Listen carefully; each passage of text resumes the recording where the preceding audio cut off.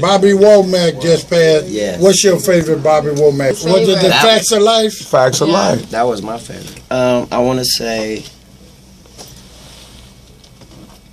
it's weird when somebody does so much work that you somehow feel like you should be able to pick the moment that was the best, but that's not the way it works.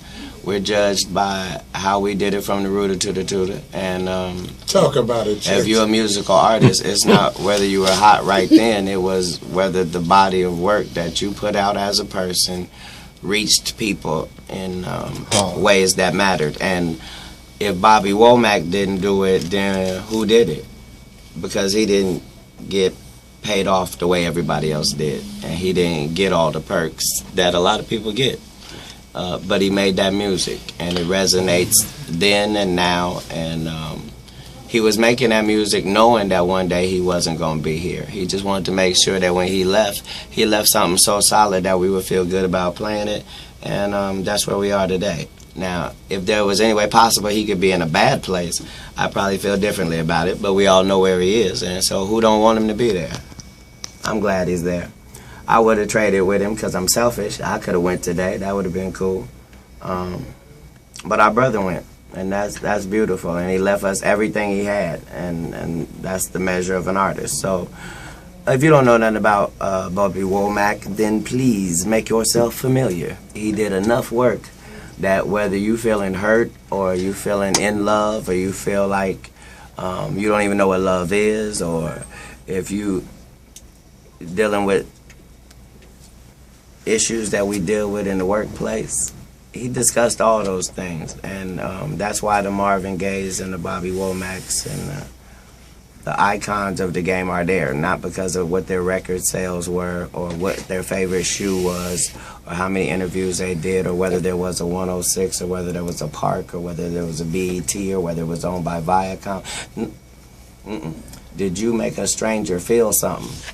Because if you did that, that's the job. Me, I personally, I moved out when I was 15, and I've been on my own, and I know that you moved out at around 13. Yes, ma'am. And you moved to Florida from Cincinnati, correct? From Dayton, actually. Okay. Yes, ma'am. Yeah, I was born in Cincinnati, you're right. Yeah, and you got some, some vendors or whatever, what you were doing to support yourself at a young age?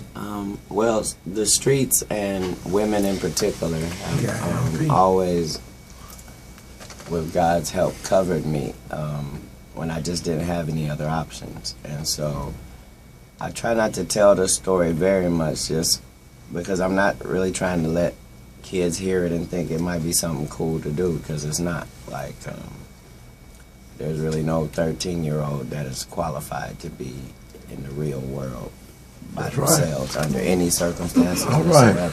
I like that. But my circumstances were extenuating, and I was me. And so I was counting on God to cover me, and I was so stupid that I thought that he would. And he has every sense. But he used people that he shouldn't have used.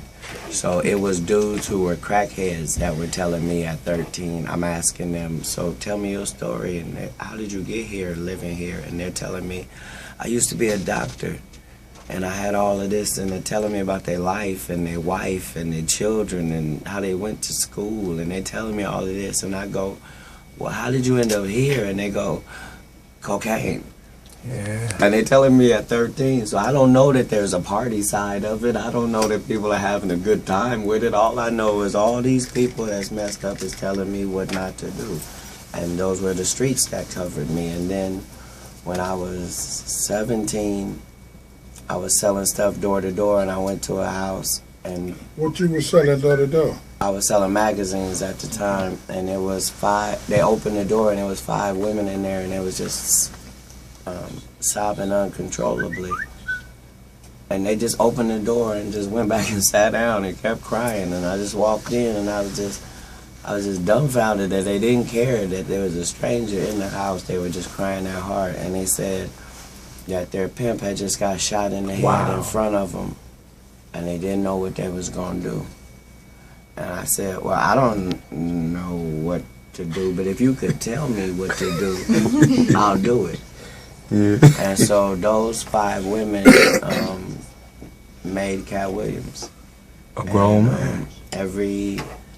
Every conversation that 5 women will have at a table, them is the conversations they had with me. And everything that they didn't like about men, I'm saying, it's automatic for me to leave the toilet seat down.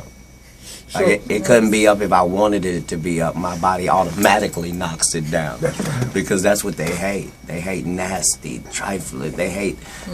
And so they just trained me to not be that. And so now, that was God that put prostitutes in my life to guide me. Well, the thing is, when you're a young age, you could be molded. And, you know, I've been through so many experiences, too, just going on the journey and saying, okay, I'm here, I'm going to try to figure it out. And life kind of takes you and teaches you and brings you where you need to be. You find out what you love to do along the way, but... Yeah, and I had already been accepted to college at the time. So it wasn't like I was a regular 13-year-old. I knew where I was. I saw my scores. You was doing schooling even at the same time? No. They were just giving me the test.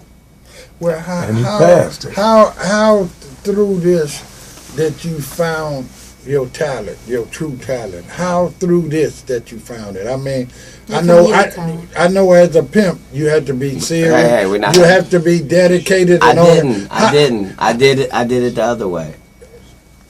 You didn't pass the test. No. I didn't know the rules, so I passed another test. Right, that's what I'm saying. So right. y'all was on the street corner. Right. I never was on the street corner. Okay. I couldn't be. Right. Where I was Inside I was in that closet.